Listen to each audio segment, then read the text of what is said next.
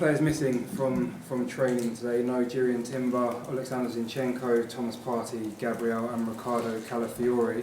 Are you able to give any updates on any of them? Now we have to manage a lot of the players.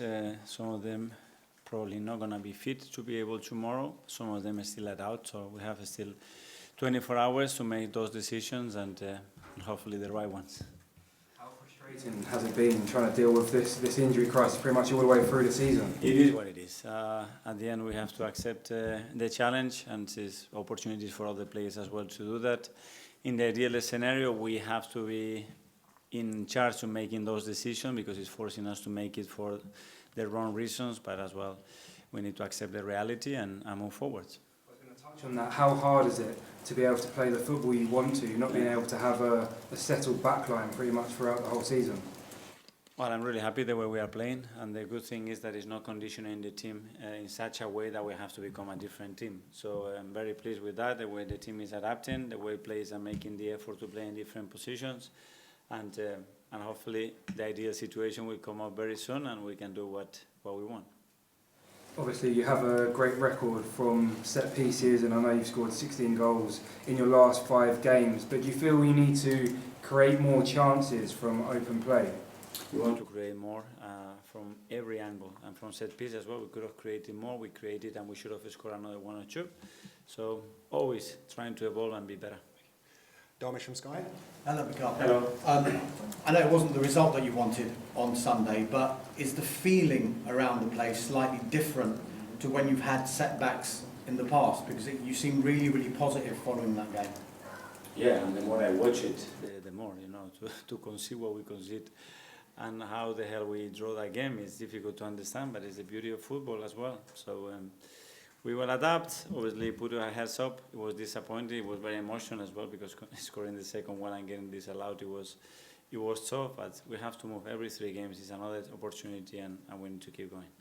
You and the majority of your players had their first experience of the Champions League last season.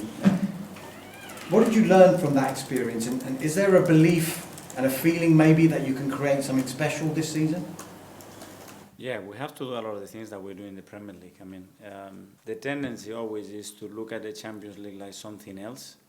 So how big is the Premier League? How big is the Champions League? It's not that the Premier League is this size and the Champions League is this size. We face incredible difficult opposition every week, That's the good thing, that when we come up now against a really good team like Monaco, that they are doing incredibly well, we are so used to it because we play every 3 days against this kind of opposition. So, yeah, it's learning about certain things, certain scenarios that are different because Champions League is different in a certain way, but there are a lot of similarities in the way we have to compete day in, day out in the league. Final one for me.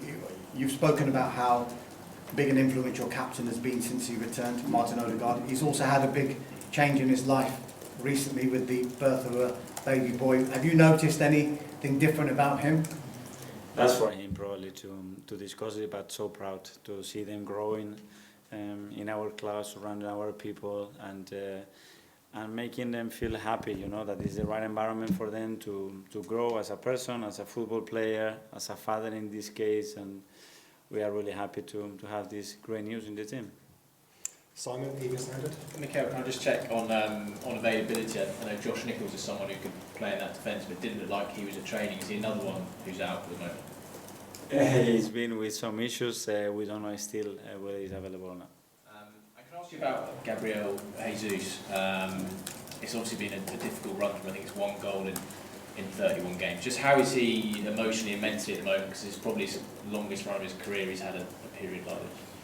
Like strikers, they go on phases, in moments, and that gap is become big. It's true that obviously there happen a lot of things there. There happen injuries, absences, no playing or starting games that much, but his attitude has been really good. It always is, and we're going to try to help him to overcome that situation as quick as possible. There were some reports in Brazil last week that you'd be willing to let him go in January. Is that the case? Yeah, no sense. Okay, we'll go to Kaya from London. Hi, Mikel. Hi. After the Chelsea game before the international break, the amount of injuries you had, you described it as an absolute nightmare. You started to feel like that all over again with the amount of players missing.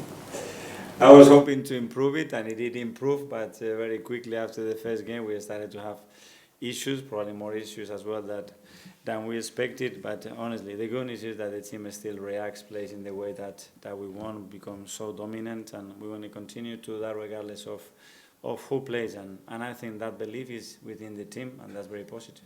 With so many players potentially missing a fullback, it could be an opportunity for Kieran Tierney maybe to come back into the team. He's obviously been away and absent for so long. Is he ready to start? Yeah, he is ready, and he's training really well, and he's going to have an opportunity for sure. The way the team is looking at the moment, he's going to do that for that reason, and because he's earned it as well. The way he's behaved, the way he's been with us, because he's willing to do it, and when that happens, you have to give opportunities to those kind of players.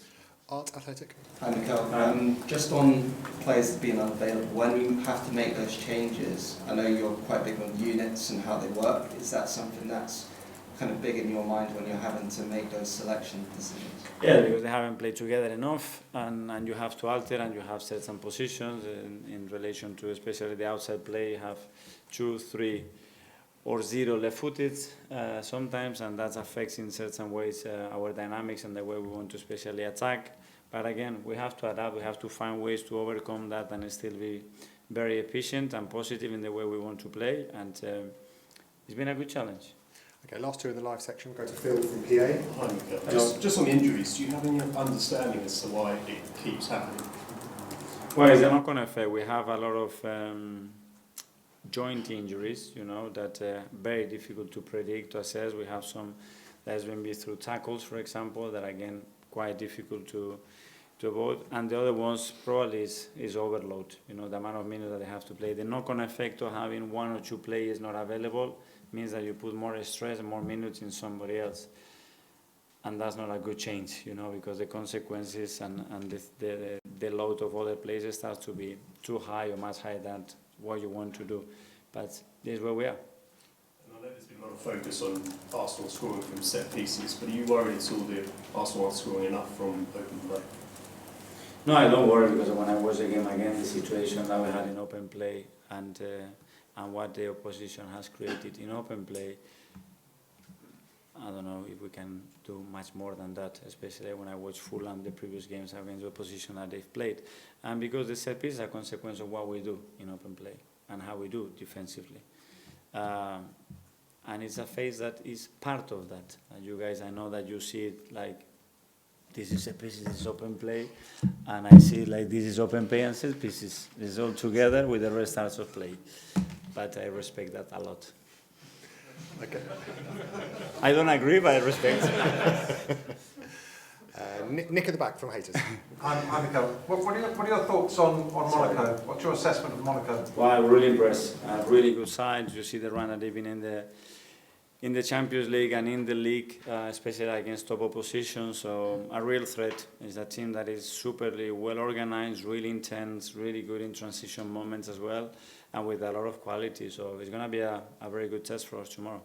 And finally, what are your memories of playing against them? I think it's a while ago, but when you were at Paris, you played a couple of times against them, didn't you? Yeah, it's good, and as well, I think we have a really good link with Arsene, with Thierry as well. There is a big history there as well. It's a very special club, very special place. So yeah, welcome them here and hopefully be better than them and try to win the game.